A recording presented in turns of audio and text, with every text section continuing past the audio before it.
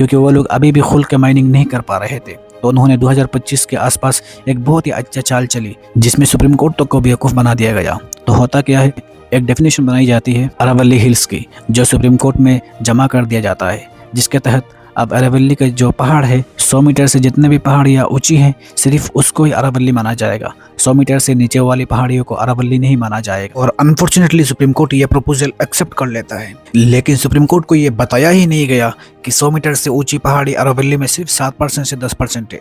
इसका मतलब यह है कि अब 90% पहाड़ी पर वो माइनिंग माफिया लोग इलीगल माइनिंग कर सकते हैं। और इसलिए जैसे ही ये प्रपोजल पास हुआ तो अब 90% से ज़्यादा अरावली खतरे में आ चुकी है। कुल मिला के पूरी की पूरी अरावली पर्वत अब माइनिंग का हिस्सा बन चुका है। और सबसे बड़ी घपलेबाजी इन लोगों ने क्या करी, ये लोग हाइट को सी लेवल से नहीं बल्कि आसपास की ज़मीनों से नाप रहे थे।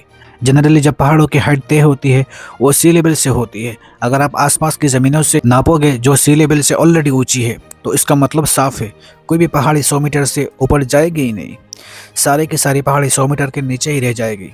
जैसे एग्जाम्पल के लिए प्रोफेसर ऑफ हाउ की ये एनिमेशन देखो, इसमें ज़मीन से पहाड़ की हाइट नापी जा रही है जो लगभग 103 मीटर के आसपास है और इसको प्रोटेक्शन मिली हुई है। लेकिन अगर किसी को भी इलीगल माइनिंग करनी है तो वो क्या करेगा, सिंपली ट्रक भर के मलबा लाएगा, वहाँ पे भरेगा और जैसे ही मलबा बढ़ेगा तो ज़मीन ऊंचा हो जाएगा तो पहाड़ की एवरेज हाइट 100 मीटर से कम हो जाएगी क्योंकि मलबा बढ़ चुका है। और इससे क्या होगा, फॉरेस्ट का जो भी सिक्योरिटी प्रपोजल है, जो भी इसको प्रोटेक्शन मिली हुई थी वो वहाँ से हट जाएगी और नेता लोग बड़े आराम से माइनिंग कर पाएंगे। अब देखो, ये जो प्रपोजल 2025 में सुप्रीम कोर्ट में डाला गया है 2026 में ही बनाया गया था, लेकिन 2026 में जब इनिशियल रिपोर्ट्स बनाई गई थी तो उसमें 30 मीटर पहाड़ का जिक्र किया गया था। इसमें भी 40% अरावली खतरे में रहती थी क्योंकि उनका लालच थोड़ा बढ़ा और उसको 30 मीटर से बढ़ाकर 100 मीटर कर दिया, यानी कि 90% पहाड़ियों पर माइनिंग करना चाहते थे वो लोग। और अभी के टाइम पे सारे के सारे जो पॉलिटिकल लॉबी है, माइनिंग माफिया लॉबी है, वो एक्टिव हो चुकी है क्योंकि ये जो फैसला है ये उनके पक्ष में है। लेकिन एग्जैक्टली इन सब चीज़ों से फ़ायदा किन किन लोगों को हो रहा है, कौन है वो बड़े बड़े लोग? सबसे बड़ा फ़ायदा तो हो रहा है लोकल कॉन्ट्रैक्टर्स को, जो सदियों से इलीगल माइनिंग करते आ रहे हैं। अब बस फ़र्क ये रहेगा कि अब वो लीगल माइनिंग करेंगे।